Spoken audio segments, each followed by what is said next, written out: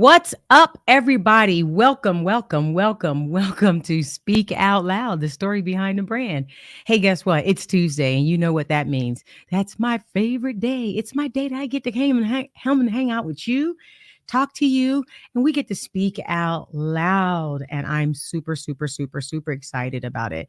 I love Wednesdays. You know, Tuesdays is our day. I love Wednesdays too because it's hump day. But Tuesdays is our day. All right, I'm a little distracted, but let me get myself together, get my life together, because today we have such a great guest today, and we're gonna talk about breaking fear, the grip of fear. Okay, there's a lot going on in the world right now, and there's a lot of things happening where people are just fearful of things and things that are happening in the world, and so we just want to tackle it right at the beginning. Okay.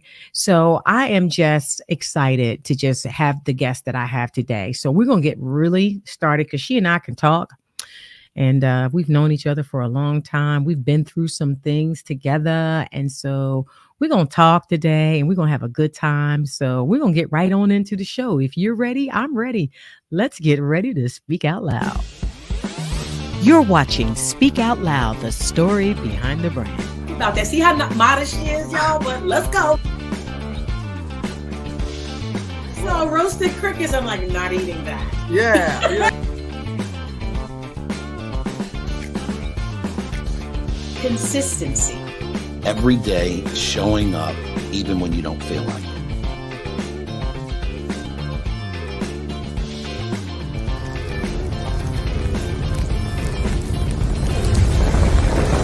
And now your host, Lynettes Jackson. That's right. I am your host. And for those that know me, y'all, what's going on? Yes, your girl. I'm just hanging out, doing what I do, right? But if you don't know me, my name is Lynettes Jackson, and I'm the owner of Roar Media Group. Roar is a digital marketing company that helps its clients speak out loud in the marketplace. And who do I do this for? I do this for small businesses. I do what I do for small businesses, for nonprofits, for big businesses, for ministries. We do all the good things for digital marketing. We do voiceovers, we do commercials, we build websites and apps. And we do that because there was a need to provide quality graphics at affordable prices. And so I am your girl that will be able to do that for you. I have an awesome team of people that work with me. And I just want to share a little bit with you about Roar Media Group. Roar Media Group is a full-service digital marketing, branding, and web development agency. Our mission is to help our clients speak out loud in the marketplace and grow their businesses by leveraging the power of digital media. We specialize in creating customized strategies that are tailored to meet each customer's unique needs and objectives. At Roar Media Group, we utilize cutting-edge technologies and proven strategies to create innovative digital marketing, branding, and web development solutions. Our team of experts is dedicated to helping our customers reach their goals by providing strategic advice and support. Contact us today at roarmediagroup.com and schedule your free consultation.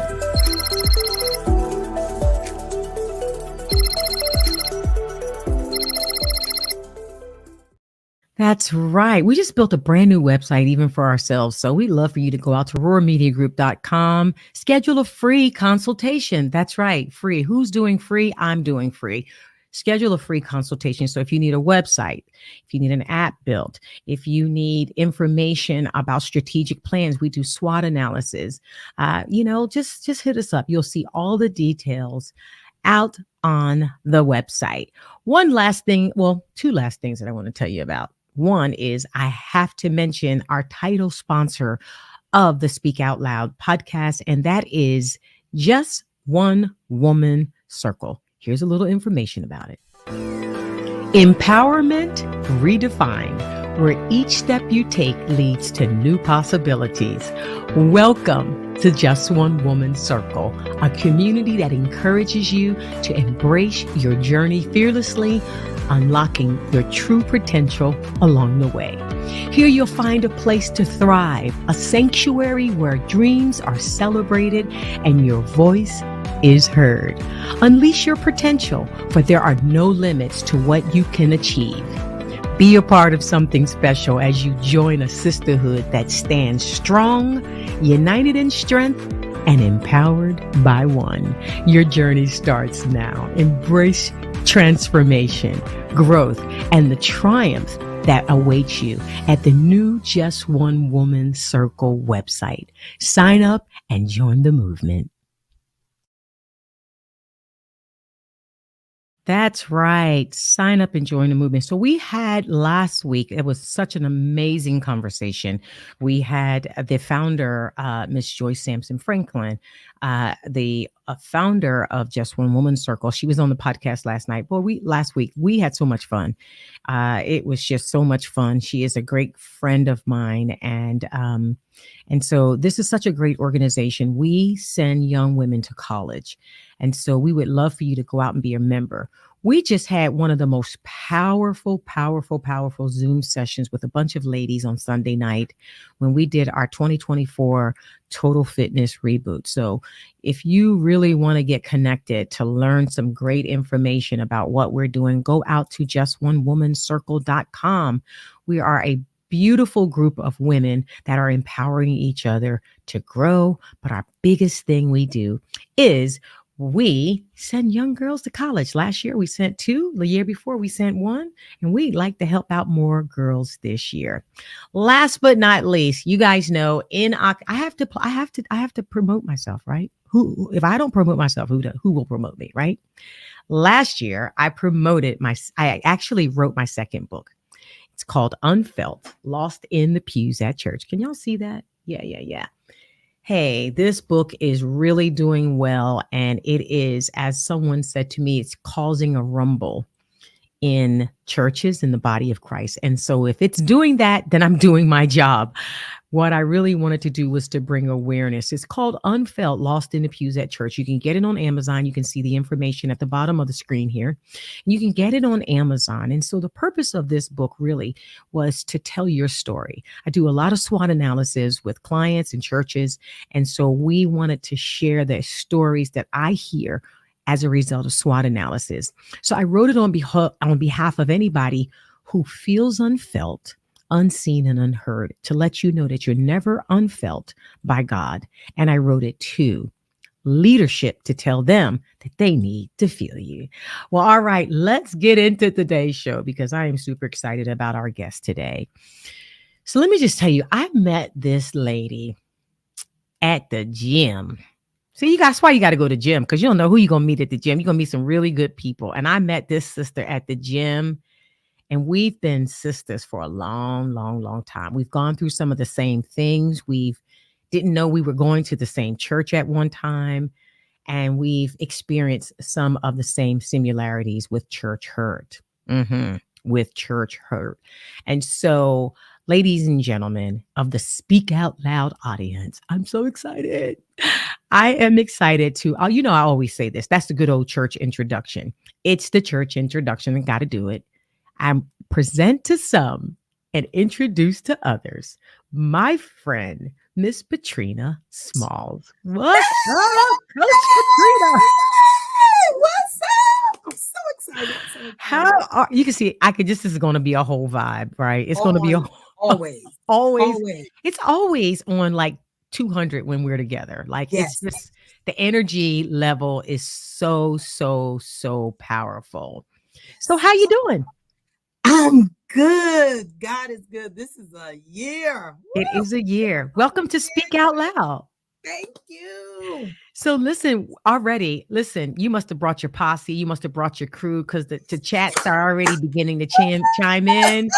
That's here we have, I'm just going to go ahead and get it out the way and put it up. So if y'all want to say something to your girl, Patrina, y'all go ahead and say it. Come on and put it in the chat. I love y'all. Thank but y'all. Look at this. Create with Liberty says, good evenings. Happy to be here. Thank you so much for joining us. And look, here we got, Nedra McFadden. Listen, that's high school. She said, hey, that's classmate. My high school classmate who just was blessed with Listen, Just got blessed with a house, huh? With Oh, a they house. coming in. They coming in right now. They coming in. Let's go. Yes. I love Mr. it. Trina. Thank Oh, look at them. They are popping in my today. coaches are in the house. I see you, Your Brian. people are here today. They are here My today. pastor, my lead pastor, Anthony, Brian user, Harris. welcome Thank to Speak Out y'all. Loud. Thank you so much for joining us tonight. Okay, Miss Cunny, what's this, Miss It's Cummings? coming. She says, That's I my. love you, Queen. I love you too. So how about we just give us love to you right now, right? I Natalie, receive it. hey, Thank you. cuz, I see you. I mean, they're coming in. They are coming in. Look, It's good. Rylan. All It's right. good. Ryan's one of my coaches. I She's love her. I love okay. testimonies. Brian Yes, Harrison, thank you for yes. joining us tonight. Brian Oh, Harris, I call him Bishop. He is over the ministers at House of Hope. I love him. I love him. well, Yes. welcome. Thank you so much. I love House of Hope. I love House of Hope. Yes. It's so good. It is so good. Well, welcome and thank you so much. And there's Michael, another one. I mean, they're coming Michael, in. They coming in. Michael. They coming in. Just got promoted. They I'm coming. telling you, Okay. God has me around some of the most phenomenal. Angie Green, thank you so much for joining Thank us. you so much. I mean, you guys, listen, this is going to be a great conversation. So you see that we can bring you into the chat, bring you into the conversation. Ken 122, what's up? Hey, That's hey, my Trina. consultant. That's and your cousin. consultant. Yeah. Here's another When one. he says move, I move, just like that. Okay. He said, move, I move, just like Just that. like that. That's right.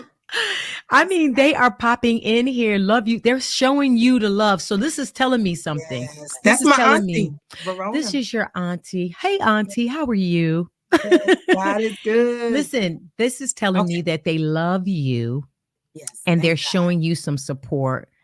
And this means that you are changing lives. But before we get into that, Yeah. okay, we're gonna get into it. Okay, we're into gonna get into it. Thank you, everyone who has chimed in to just give Coach some love tonight. She needs that. We all need that. God bless you, and thank you so much for joining us tonight. So here's what I always do, Trina. This is I can just call you Trina, right? I don't have to be Come on, you already know. Trina, because I always call you Trina.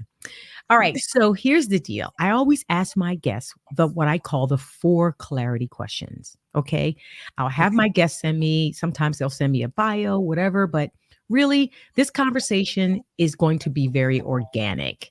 And I love it to be very organic. So I'm going to ask you the 4 clarity questions. What I ask all of my guests, which is, who are you? What do you do? Why do you do it?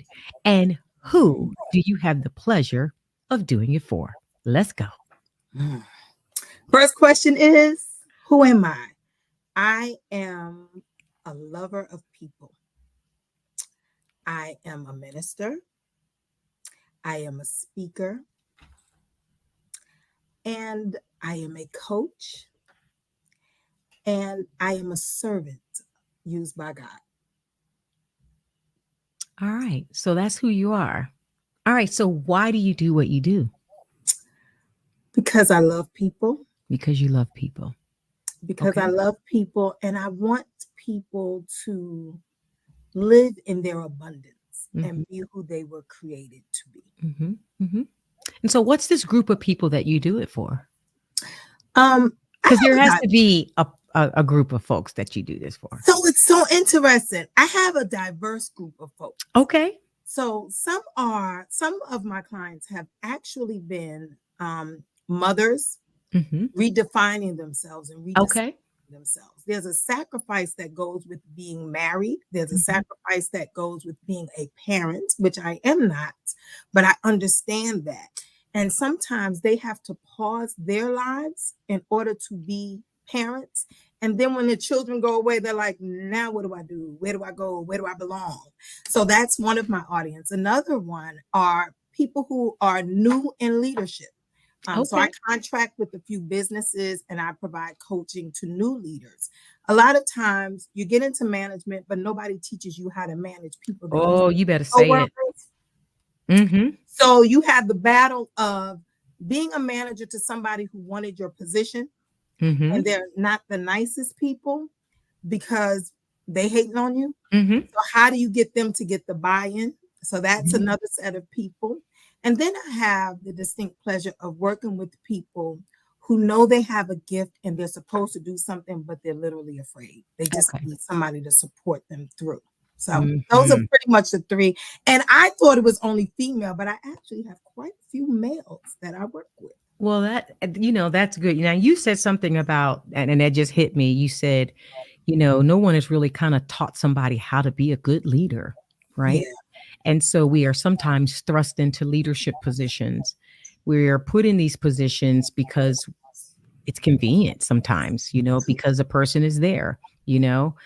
Jesus revealed himself to a woman. Why? Because she was there. She was just at the tomb. She was there. Okay. Thank God for her. Right. But because of that. And so I really want to kind of talk a little bit about environment of a leader, because this is where this conversation is going. This is why we do what we do, and we keep it very organic.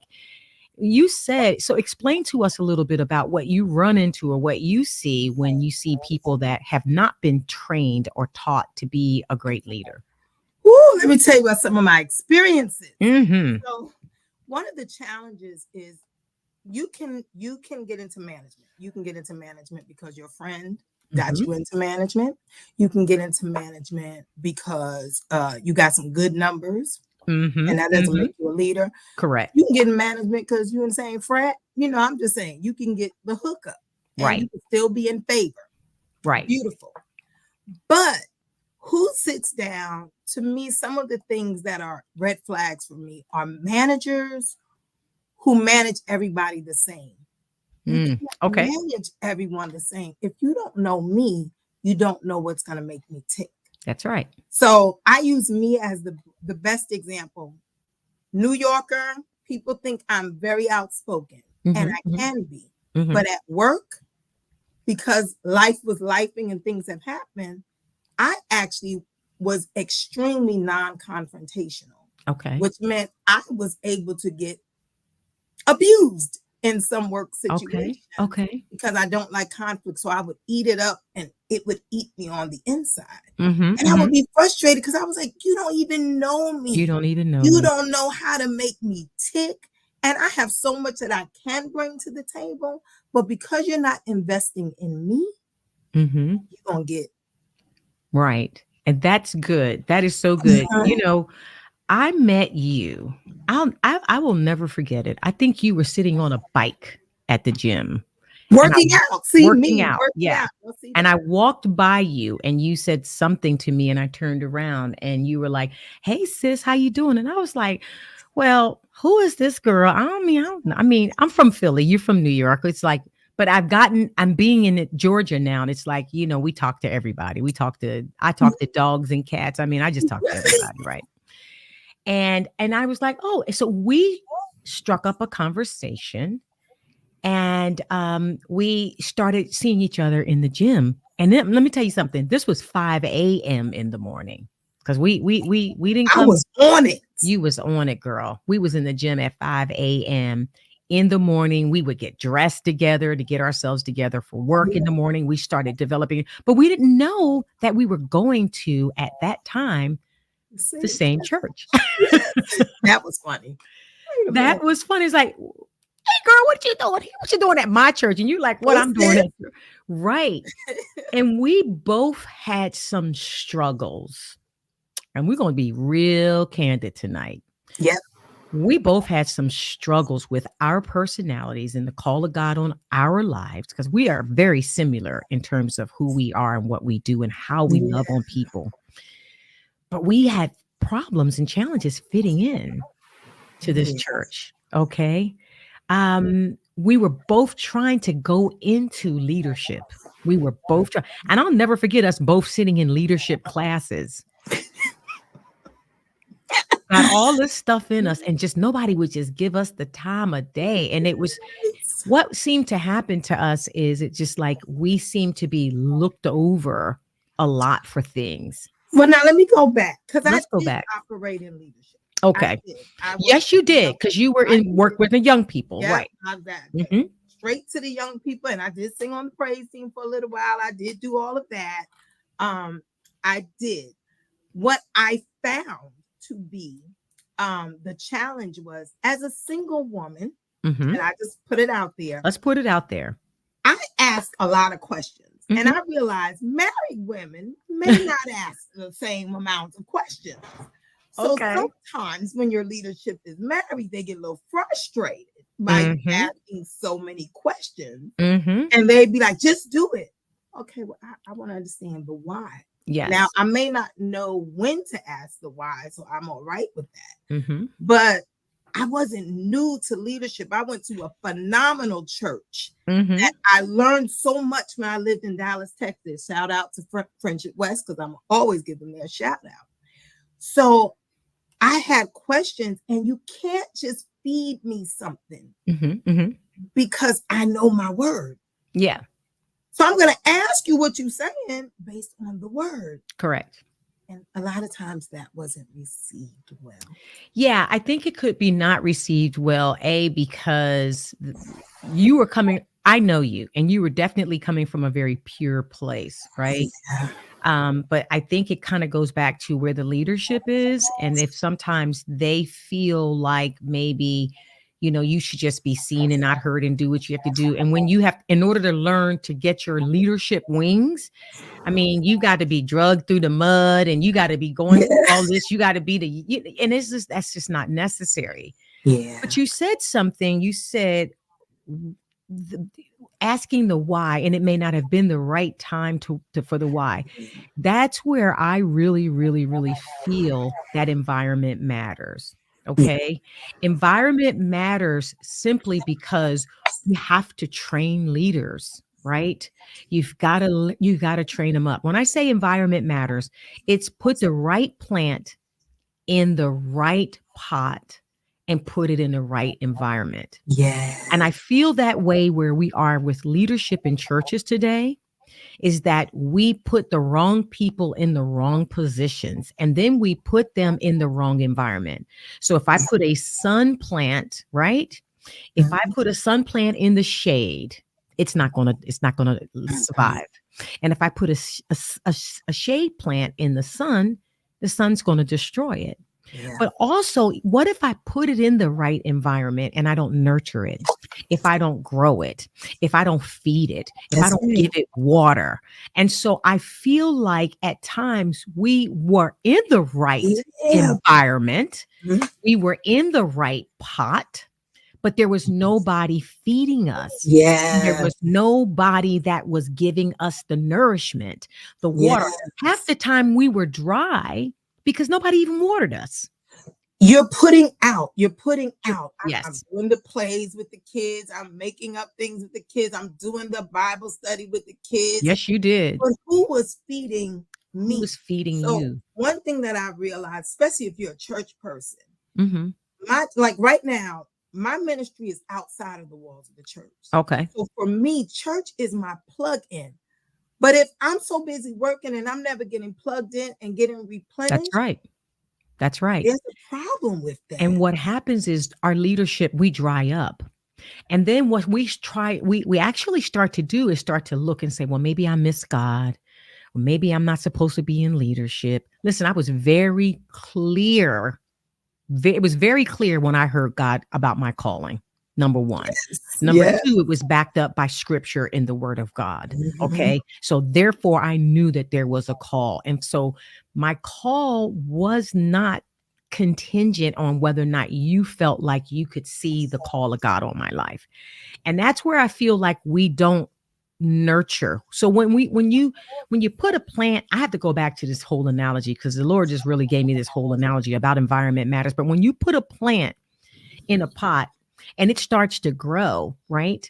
Eventually, you have to change the soil. You got to change the pot because the roots, which is the life, which is the life, is going to start, growing above, above the soil. And it just does not grow, and it stunts our growth. And so what we don't do is we don't put, leadership is our jam, because you and I both love leadership. And we live through it. But I feel like where we were, there was no growth. There was no watering. There was no feeding of us as leaders. You have to grow me. And so it kind of goes back to say that if you were trained in a way or fed in a way that helped you understand when to ask those questions, versus it being a dictatorship where you actually bringing me along the way and helping me to learn and understand, then, because when you mentor a person and when you do this doesn't mean that you make them do all the dirty work. Jesus was a level 5, level 10, 11, 12 leader because he was always reproducing himself. And then he was always training. He was always training the disciples. He was like, listen, I ain't going to be here for a long time. Trust me, I understand my assignment. But my job is to reproduce myself so that I can make sure that you guys are in the right environment and that you grow. He poured into the disciples. And that's something that I see a lot in churches, because I'm primarily 90% of the work that I do at Roar Media Group is for churches, and it's with churches. Okay. And I have a testimony. The book that I wrote was all about churches. So go ahead. Churches. I get that now. Okay. I'm grateful. I get that now. And I searched for it and I want it. But I was trying to look up. My brother sent me something today and he was like, it's your time now. Yes. You had to see something. So there's a lot of things. Like I have a deep voice, so I had to work on my voice. And my aunt Verona Middleton Jeter, let me tell you, my personality is strong, right?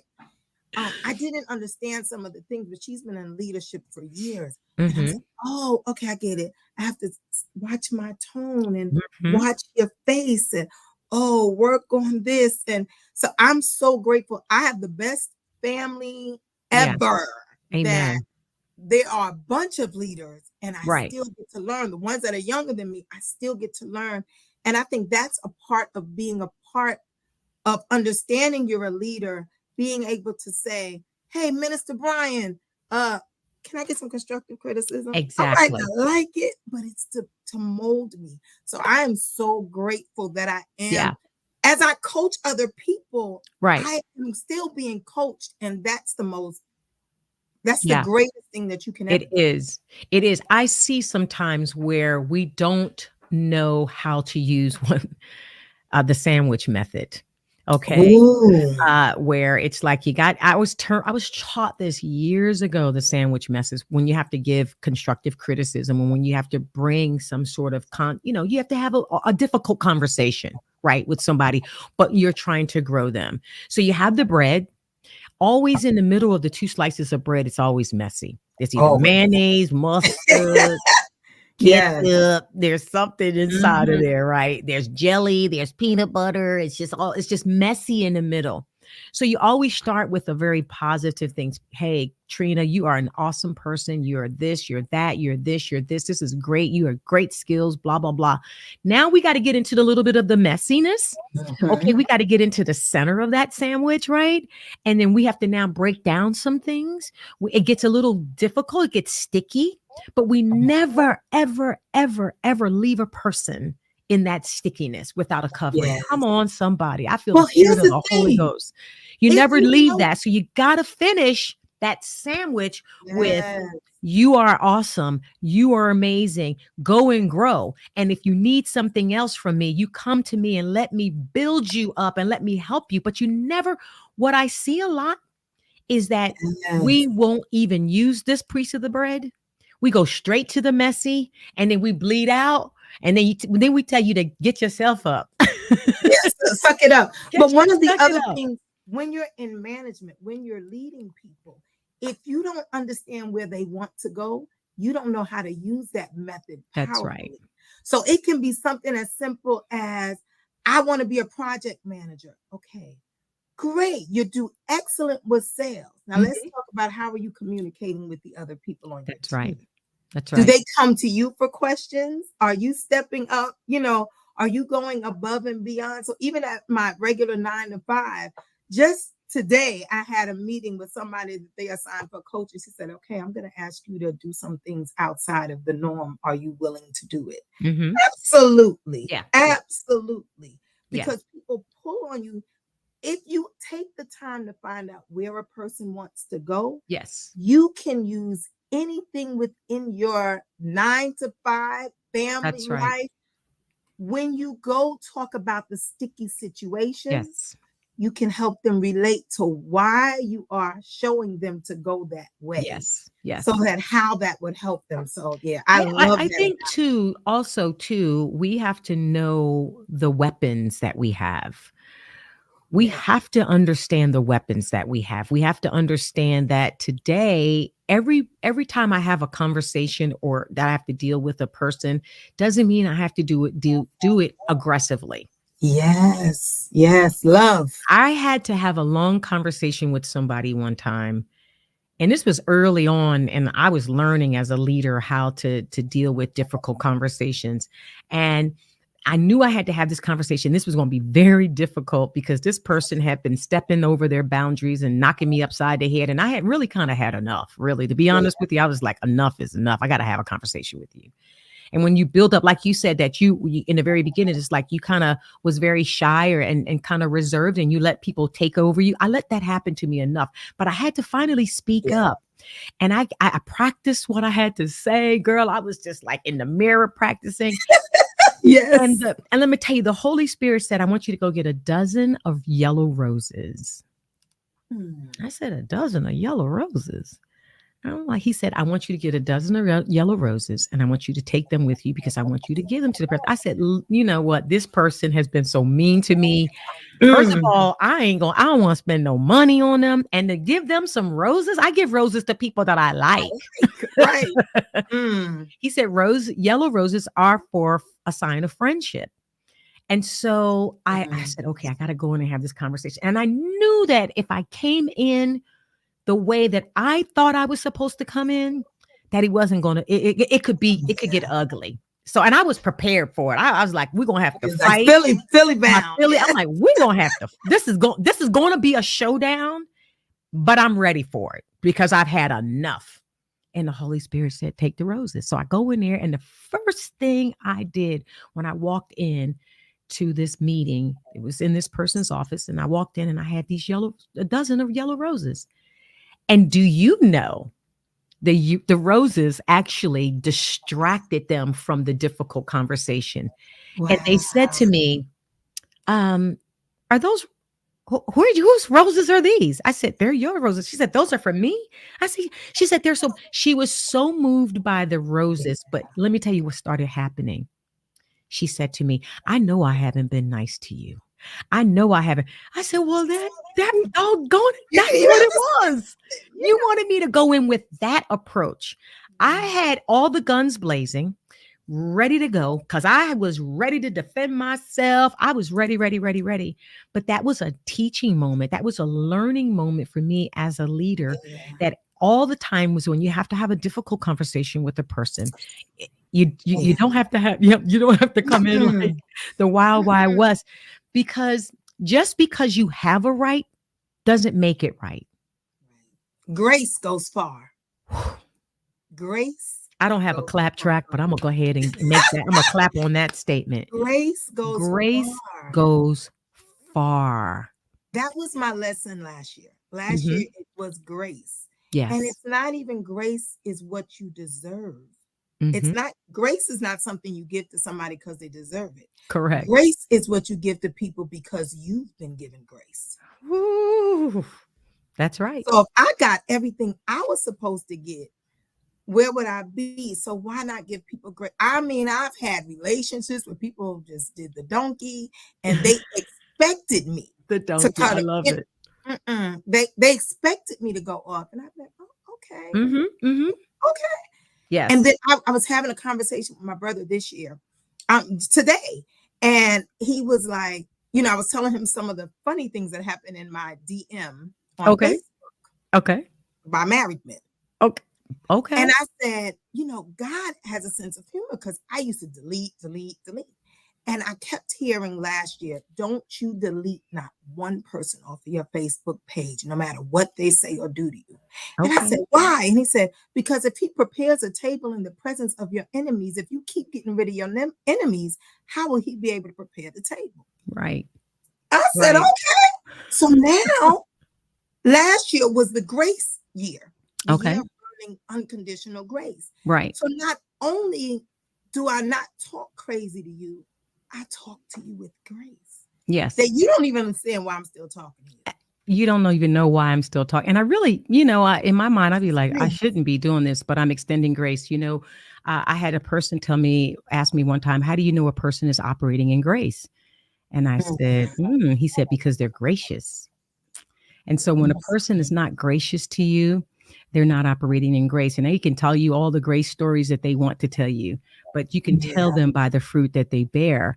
And so it's so important so I think that when you and I both started off in this organization, we were not extended grace. We weren't shown grace. We weren't even trained and taught the things that we needed to learn and know today.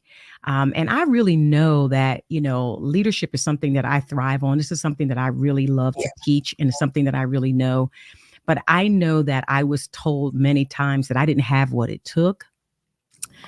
I was told that, okay, you don't have what it takes to do this. And I'm like, I know what I have to take. So it goes to our topic for today, which is breaking the fear's grip, to power to overcome the things that are in your life that are fearful, because I allowed those words to come into my head and make me doubt who I was as a leader, as a professional. I allow those things to come in my head and say, well, you know what? Because this person is on this level, because this person is here, and they said that I'm not good enough, then I must not be good enough, because they know. And I'm like, wait. Someone out here says words have power, right? Words do have power. And so I allowed that power, right, to rob me and to make me fearful of moving out. So I know you didn't always be where you are. Let's segue right into it, because I know you weren't always this great, mighty woman, this coach, this person, always in the very beginning. Because I know you. I mean, we girls, we gym mates, right? Listen, I know that. So tell us about your story. I'm going to tell you the truth. My mother's maiden name is Middleton. We call it Middleton Strong. I grew up with nothing but a positive family that told you to do anything that you wanted to do. Anything. They are the most supportive people. They're like, go for it. And you don't get that. You don't get that. And I say Middleton, I'm a Smalls, but I have Smalls family members. But Middleton, I am my mother's child. And when my mother died, my whole life changed. Now, before my mama, I promise you, I was doing any and everything. Right. Any and everything.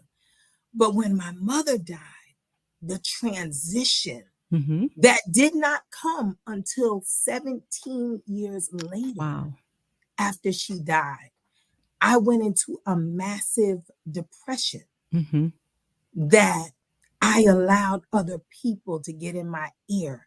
And what it was I couldn't be around my family. It was hard. It was hard to see mothers and daughters or the family nucleus. And I say that like my father's not alive, but that's a whole other situation that thank God for deliverance. But I couldn't even explain the hurt and the pain that I was in. So that is when I really believe I allowed fear and other things to seep in, because I got disconnected to a certain extent. And I allowed negative talk to come into my life from men, Jesus Lord, from the outside world, that honestly, if I could just stay connected to my family, probably my mother was alive and I would have just stayed, I would have been a whole different person. However, it's those experiences that make me who I am today. Yes. And I'm grateful for them. But fear, my fear is not even necessarily a fear of failure. My fear was a fear of success. Yep. And the responsibilities that come with it. Yes. So it was, you're the oldest female cousin and you're expected to be this. I put so much burden on myself. Oh, the Jesus. There are things that I did that if my mama was alive, I would have never done. Because I was a church girl. Mm-hmm. You know what I mean? Right. I was a church girl. And there's a lot that goes with that too. But yeah, fear will really, really stop you. And people don't even know that you're fearful because the perception. Yes. The perception is, well, I'm not fearful anymore. Or let's rephrase that. I'm doing things afraid now. Yes. I love that. I really, really do. I really had opportunities and moments in my life where, like I said, I allowed these voices to come in and tell me that I wasn't able to do those things, and that I wasn't even able to, who you're going to write a book, who told you could write a book? I mean, you want to write a book? No, I've written 2 now. And I have 2 businesses now. So I had to stop. I'm going to say it like this. I had to stop allowing those people to rent space in my head. Okay. That part. Okay. And if you're going to rent some space, you need to pay me.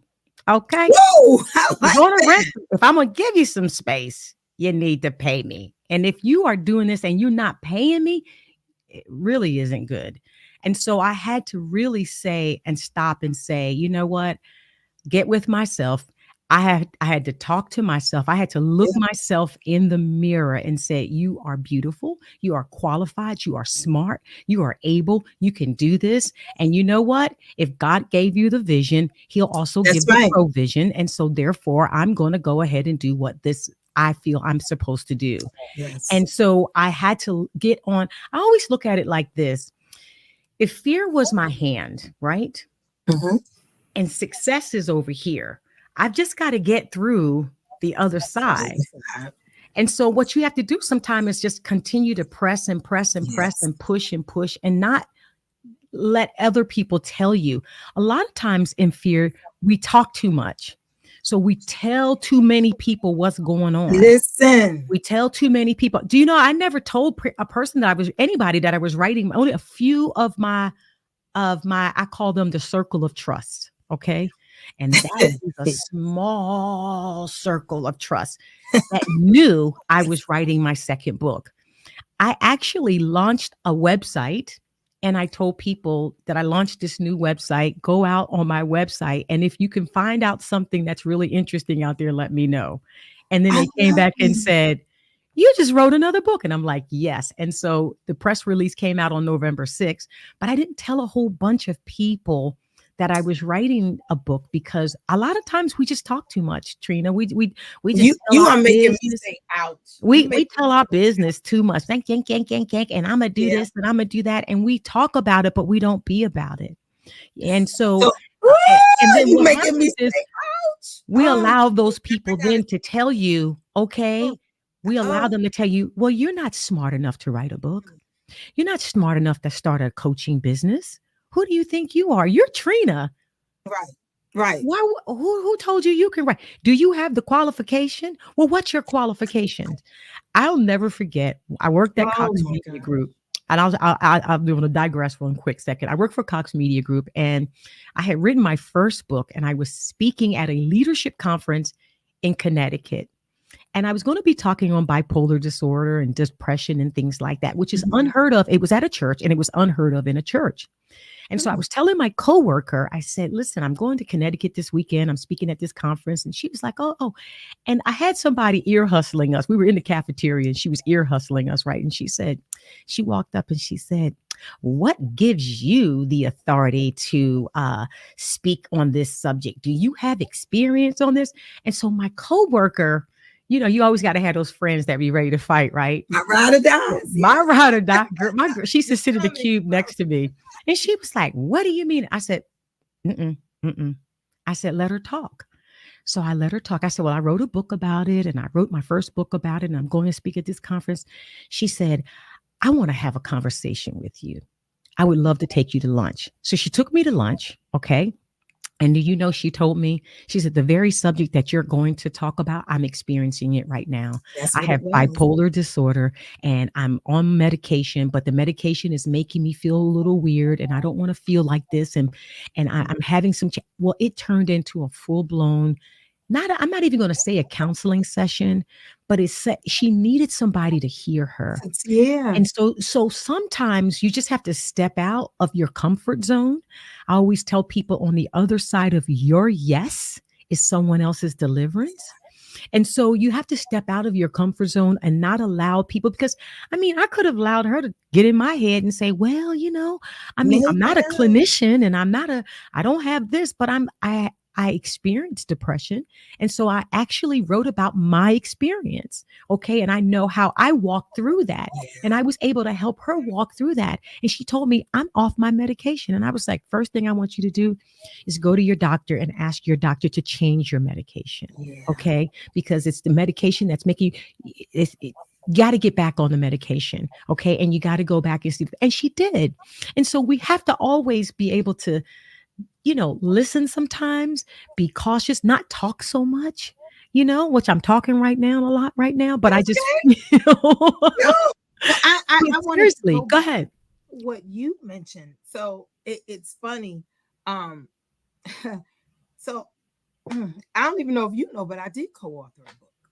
Okay. And it's called No. Things I Wish He Knew. And it was. How can we get that book? Is it on Amazon? It's on Amazon. And you see how I paused, right? This was my healing book. This this was a compilation that 10 women came together and wrote letters to men. Oh, and you can decide what man. And the man I wrote to was my father. Okay. And so I did not really talk about the book because people that knew me knew I had daddy issues. Okay. Right. In public, it didn't look like daddy issues. But if you knew me, I had some real daddy issues. I could play the game really good. Theater major. I could do that. And even my nephews, I wouldn't let anybody see it. But when I tell you, that book was the book that changed my life. Okay. That changed my relationship with my dad. I even remember I was scared. I told him about the book, but I was scared to give him the book. So I waited till I got to my brother's house, right? And I was like, okay, I'm gonna give him the book in front of my brother because he ain't gonna act crazy in front of my brother. My brother's like coolest person ever. So I gave him the book and I signed the book. And he said to me, I'll never read your book. Oh my. Because I know it's not a good book about me. But thank you. And I said, okay, no problem. And I'll never forget, because this is when life started getting better for me. About 2 months later, he calls me and he said, okay, I need you to put your telephone on mute.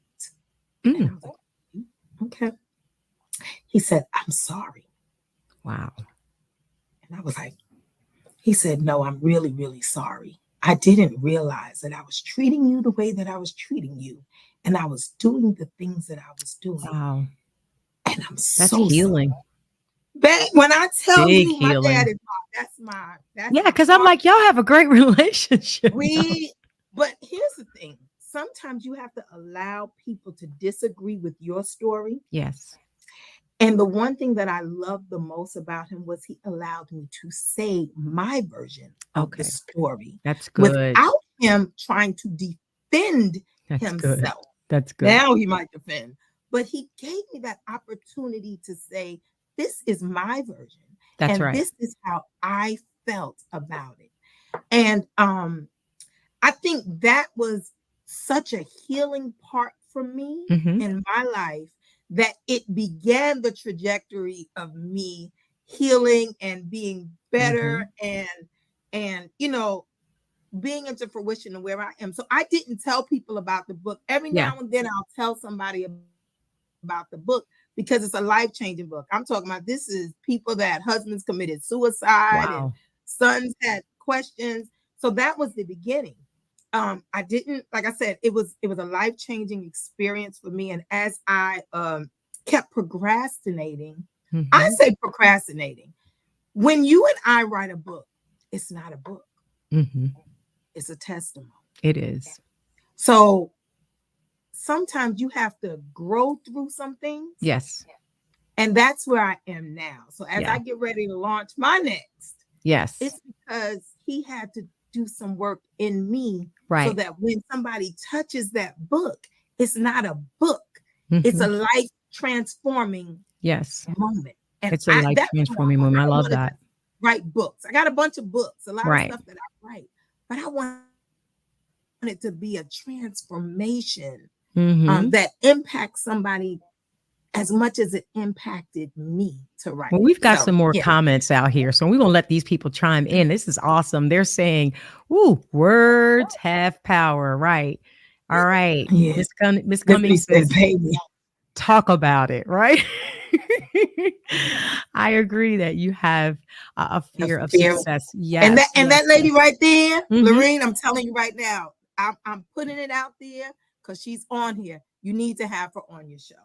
I will. She is a bad, I don't roll with anybody that's not. I know you don't. Liberty Gold, that when you say the people that you can go to, I am blessed to have great people. But what she does for people, let's do it. Lorraine, let's do it. Let's do it. It's bad. And look, and so Minister Lorraine. So Create with Liberty says, pay me. I get it. You get it. Like, listen, if you're going to rent space in my head and tell me what I can't, and I let you get in my head, all up in my space, like in my dome like that, pay me. You mentioned not speaking a lot. So I had somebody just recently say, hey, I need you to talk to so-and-so. I said, no, so-and-so needs a therapist. I'm not a therapist. Okay. And I'm not trying to act like one. Yeah. What you need, you can't even pay me to rent that type of room in my head. Yeah. But I can refer you to a therapist. Yeah. Know what your limits are as well. Miss Cummings says, I'm talking too much. That's what you said. She goes, walk it like you talk it. I thanks for everyone for chiming in. Like, I get it though, but I think that sometimes though, like I said, we share a little bit too much. We overshare the things that we need to, that we should be holding close to our chest. I don't believe that if I share this with somebody would steal my idea, because I believe what's for me is really for me. Okay. But you have to be careful of the voices. Yeah. First of all, you have to be careful of the voices that you tell yourself. Yes. The voices in your own head that speak to you, because sometimes you can self-sabotage and you can tell yourself that, well, I didn't do well, or I didn't think, believe it or not, I speak a lot and I speak on large stages and things like that. But do you know, I'm my biggest critic. The enemy. I am my big enemy in me. I am my biggest critic, and I will walk off the stage going, I should have said this. I should have did that. I should have did this. And I should have. And then I'll walk out and be hundreds of people saying, that's my life story. You changed my life. Oh my God. I just thank you so much for being candid. Thank you for being open. And I'm thinking, wow. So maybe it wasn't so bad, but I am my worst critic. Recently, I had to speak in Delaware, and right before the day that I was due to speak, I lost my voice. How do you be a speaker and lose your voice? Right. I mean, I do voiceover. This is what I'm supposed to do. And now I'm talking like this. And I'm saying to myself, and this was a huge presentation that I needed to do in front of 55 churches. And I'm like, I can't talk, but I managed through it. But do you know, I had so many people that told me that they didn't even hear. They didn't hear the raspiness of my voice. They heard the words that came out of my mouth. And they were so empowered and inspired and moved, because I don't want to just motivate you. I want to inspire you. That's right. Motivation is from the outside. I'll be motivated today and not motivated tomorrow, but inspiring me, I want to be a different person. So if I say to you, and I'm going to say this to you, Trina, you inspire me, because our relationship together, you have always made me want to be a better person. You have always inspired me to say, you know what, girl, you can do it. Listen, do you know what? I just thought about something. I ran the second Peachtree Road race with you, girl. We ran the race. We ran that Peachtree. And I beat my time by 13 minutes because you and I were training. We made sure that we would, And that just popped in my head. Wow. And I have the medal on my wall here. The last time I ran the Peachtree Road Race was with you. Wow. You remember that? I haven't gone either. I haven't been back. But it was with you. And you said, let's run the Peachtree. And I said to myself, I don't know if I want to run the Peachtree again, because last time I ran it, I thought it was going to kill me. But you said no. And I remember this was our coin: your race, your pace. Yes. Because we did separate. Do you remember? We started together, but we had to separate because it was your race and my race. It was your pace. And then I said, we'll meet each other in Piedmont. We met back at Piedmont. I forgot. But you forgot about that, right? We ran the Peach, and it was you saying, girl, let's run the Peachtree. I'm like, I don't want to run that Peachtree. And I only did it because of some people from the church, because the dents. Okay, right. The dents, right? I remember them. As a child, they would run races, and I was like, I'm gonna run. I don't run, but I did it. And I did it. Wow. I did it 5 years in a row. Wow. I only did it 2. So listen, this has been so good. We are already at 56 minutes, right? But what I want you to do in the last few minutes, and I think Instagram only allows you, we're on live on Instagram, and it only allows you to go an hour, and it's going to probably cut off. So if you're watching out on Instagram, if you get cut off abruptly, I'm sorry, but I just want to, I'm really sorry, but I really just want you to talk a little bit about your coaching company, because you have an amazing coaching company. I'm going to put your email, your website information up at the bottom, but talk about your coaching company, because I'm so proud of you and what you are doing to help people. Thank you. So the interesting thing, the name of my company is Prophetic Sculpting Coaching, and we talked about fear. We talked about letting people put things in your head, and that prophetic part was my challenge. Okay. I didn't want to acknowledge my gifts. Okay. I didn't want to acknowledge my talents, and I couldn't get rid of the name. Okay. God kept saying, no, you're going to speak into people, but you're going to also have people speak into themselves. Oh, good. So that's I love what that. the prophetic part is. You see it. God has already shown you who you're supposed to be. Usually he'll show somebody else. Right. And be a confirmation, because all I do is confirm what you already know about. Correct. You. And then we are speaking it into existence. And then the sculpting is now you are going to be sculpting yourself into exactly who God created you to be. And guess what? As you're sculpting, I'm being sculpted as well. Well, we always sculpt each other. Exactly. So we are working with each other. Yes. And then the coaching, a lot of times people think coaching is me telling you what correct. That is not coaching. That is consulting. That's good. I've been a consultant. I'm a consultant. I've been a consultant, Small Business Development Center for years. Right.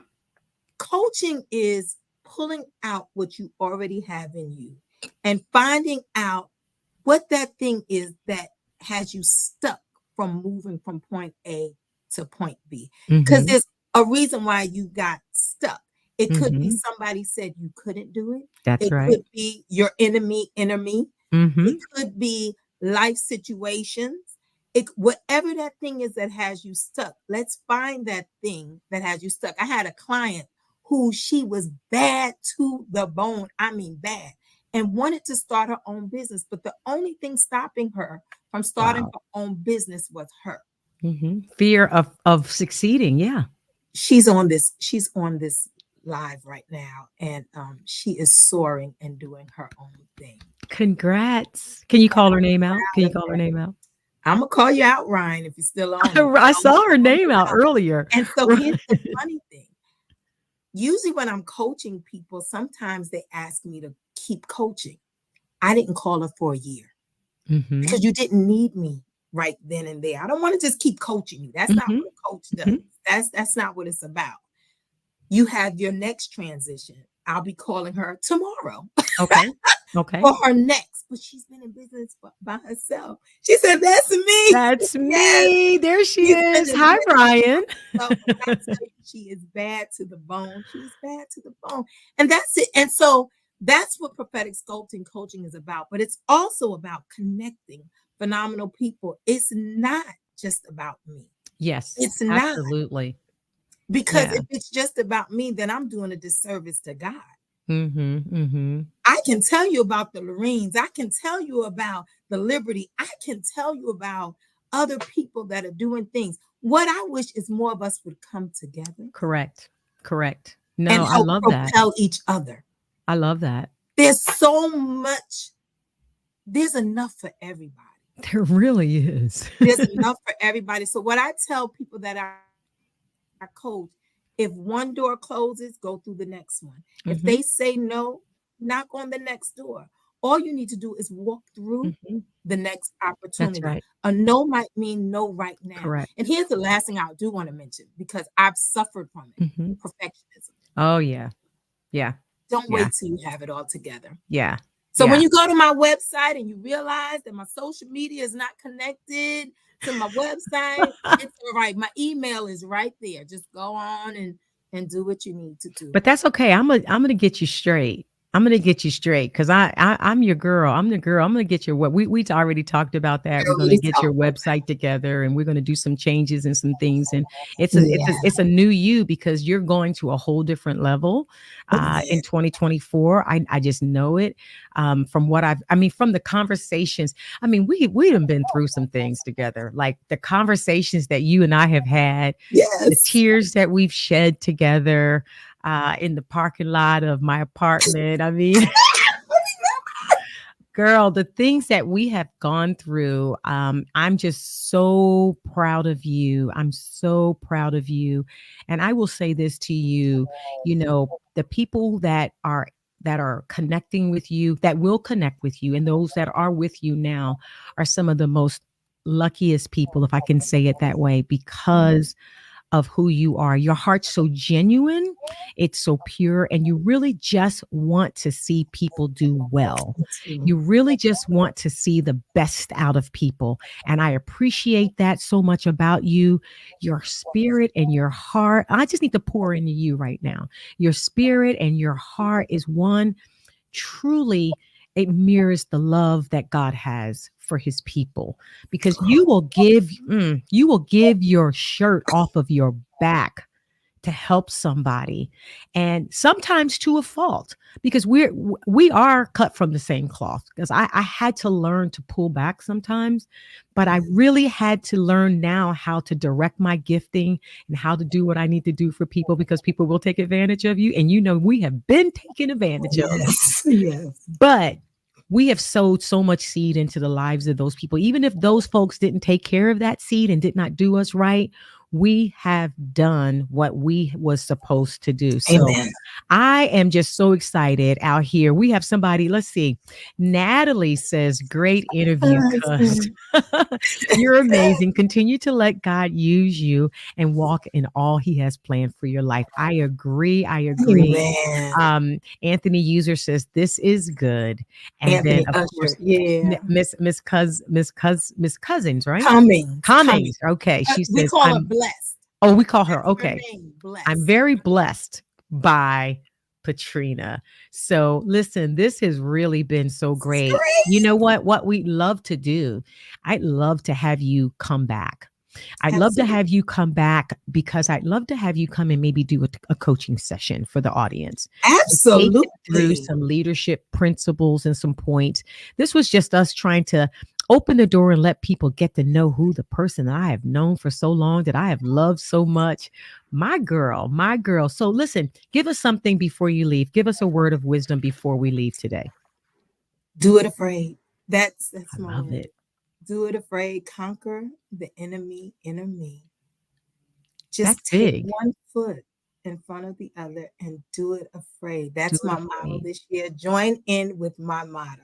I'm gonna join that, because I had some big things ahead of me, and I'm like, why me? I'm like, because I'm qualified, but I need to do these things afraid. Okay, we had 3 more people just pop in the chat, so let's see what they're saying out here. Okay, all right, Miss Jeter. That's my cousin. Been so proud of her forever. Keep shining and singing, Trina. Absolutely. People don't know I sing, girl. People don't know I sing. I know you sing. And your mama sang too. My mama's Your mama was a bad girl, so I know. And look, is that Auntie? That's the matriarch of the family. The matriarch. Mama's gone. She is the matriarch, and Micah Jeter is her daughter. Oh, wow. And then Lorraine says, I agree with Lynette. I am blessed by Miss Patrina. Hey, girl, we're going to have you come back. Love you so much. Love y'all. Thank you, everybody. Thank you. Thank you for your yes, because so many other people that are watching this now can now move forward to their purpose because you said yes to come on my podcast. So can I end with this one thing? Sure, absolutely. I showed you this. On my wall, I had my vision for January. Okay. Right? You were number 3 on my vision, and I showed you that. Yes, you did. Who I wanted to call, and I didn't even have to call you. You called. I know. I called you because I've seen you out there. No small talk. Every time, I think it's so cute. But every time I would see you do that, I'm like, I gotta call Patrina because she has a little thing. No small talk. No small talk. So no, I love it. I'm going to have you come back. Thank you so much for gracing and blessing the Speak Out Loud audience. And we'll see you soon. Thank you. Bye. All right. Well, thanks so much. Listen, an hour goes by so fast, and the time went by so fast today. And so we had to do a little bit of catch up. This is my girl. We had to do a little bit of catch up, but I'm just so grateful that she could take some time out of her schedule to join us. We're going to have her come back and have her do some coaching, maybe some hot seat coaching. Maybe we have some questions and answers. Well, we're not sure. We'll see how it works out. Well, all right. This is all the time that we have until next week. Say, come back next week. Okay. Until we come back next week. Remember, God loves you. I love you. But most importantly, learn to love yourself. Bye for now. You've been watching Speak Out Loud, the story behind the brand. Don't forget to like, share, and subscribe to this podcast. And until next week, don't forget to use your voice to speak out loud.